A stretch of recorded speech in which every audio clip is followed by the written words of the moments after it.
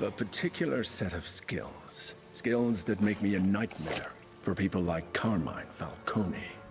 Between purchasable skills and gadget upgrades, there's a surprising amount of character progression available in LEGO Batman Legacy of the Dark Knight.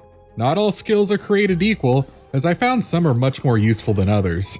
That's why we created this list of the best upgrades to prioritize as you adventure throughout Gotham City.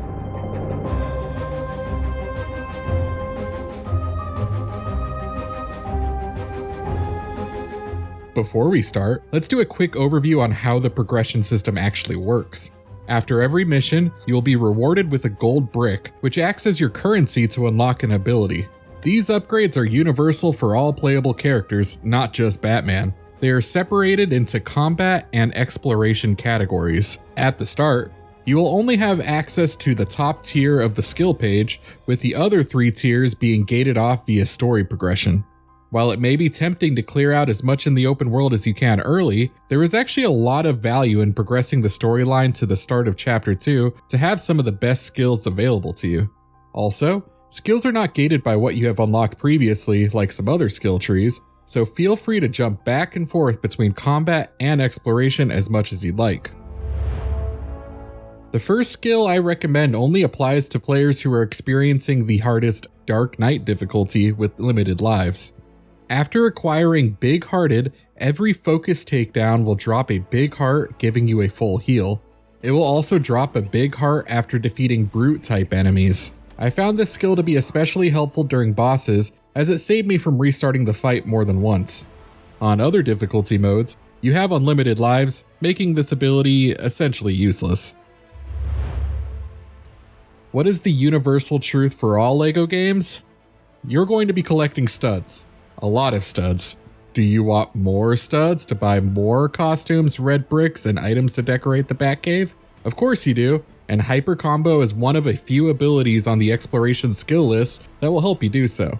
When you collect studs, you will see a multiplier value on the top right hand of the screen. If you collect enough, the multiplier will rise.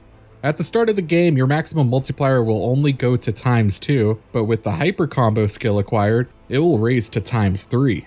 After Chapter 4, you can acquire another instance of Hyper Combo to raise the maximum multiplier to ×4. Legacy of the Dark Knight doesn't force you to use stealth by any means, but if you enjoy that playstyle, I'd highly recommend picking up the Scan the Scene skill. This ability allows you to highlight enemies and mission critical objects from a further distance. This skill especially helps in large environments where there are plenty of enemies sprinkled throughout. Fans of the Arkham games may find Batman's initial toolset to be a bit lacking from what you were used to. If you make it to the start of Chapter 2, however, you will be able to fill in some of the missing elements. For example, the iconic Glide Takedown is now a skill you have to choose to unlock. This move acts both as a great way to initiate combat with a group of enemies, or to stealthily take down a lone enemy from a distance. Like other LEGO games, Legacy of the Dark Knight has an abundance of collectibles. If you have that completionist bug inside you, the Collectible Detective skill is an absolute must. After this skill is acquired, you will see a green brick magnifying glass near Batman's health bar that will begin flashing every time he is near an undetected collectible.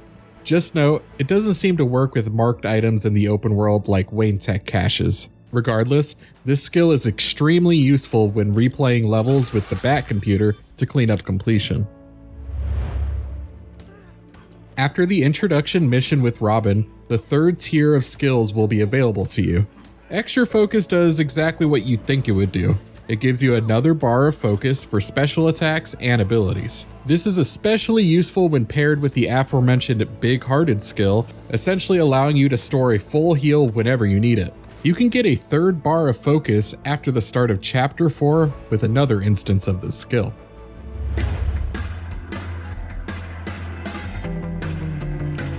After you start the second chapter, you will also be able to upgrade gadgets assigned to each playable character using the workbench in the Batcave or in Batmite's store. Your currency for these upgrades can be acquired through Wayne Tech caches. As you will be playing as Batman for the majority of the game, I would prioritize his gadget upgrades over the other characters. I would also avoid saving up your upgrade points for the more expensive ultimate-like abilities on the bottom, as I found they weren't as effective as the cheaper abilities, and they require a full focus meter to pull off. I even had instances where the ability would use my focus meter, but not actually spawn the attack I was trying to perform, so it's best to stick with the cheaper ones first and experiment with the expensive ones later.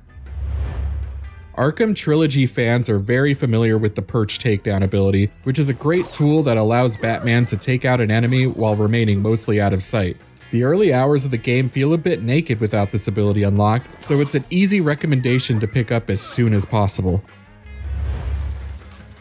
The further you get into the story, the more you will find enemies with shields. Normally, you would vault over these enemies to try to attack them from the back. This can be a bit time consuming and sometimes a bit harder to manage when you are swarmed by other enemies. The Vault Slam ability allows you to do a big attack while vaulting over enemies, which is incredibly effective. I found this ability would knock out most standard enemies after one go, or at the very least take out most of their health. The best part, it doesn't require any of your focus meter to pull off, and you can even use it on most bosses. Depending on your environment, the Batclaw fling can be extremely useful. As the name suggests, the upgrade allows you to fling an enemy into a direction of your choice after firing the Batclaw. Let's say this direction is off a building or into a death zone of some sort. You get the picture. But remember folks, Batman doesn't kill.